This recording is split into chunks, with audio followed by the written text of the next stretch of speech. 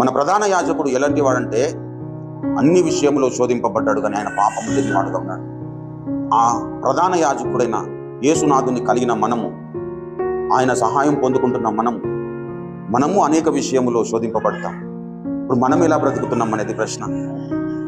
ఏ పరిస్థితులు నీ ముందుకు వచ్చినప్పుడు నువ్వు ఎలా జీవించగలుగుతున్నావు, ఎలా మాట్లాడగలుగుతున్నావు, ఎలా నీ జీవితమును నిలబెట్టుకోగలుగుతున్నావు అనేది ప్రశ్నించుకోవాల్సిన అవసరం ఉంది. 19వ కీర్తనలో దావీదు భక్తుడు అంటాడు, యెహోవా నా ఆశ్రయదుర్గమా, నా నోటి మాటలు నా హృదయ ధ్యానము నీ దృష్టికి అంగీకారము లగునుగాక. భక్తుని యొక్క ఉద్దేశము, భక్తుని యొక్క కోరిక ఏమై ఉన్నది? నా నోటి మాటలు దేవునికి ఇష్టకరంగా ఉండాలి, నా హృదయ ధ్యానము దేవునికి ఇష్టకరంగా ఉండాలి. మనుషులు పై రూపమును లక్ష్య పెడతారు, కానీ దేవుడు హృదయమును లక్ష్య పెడతాడు.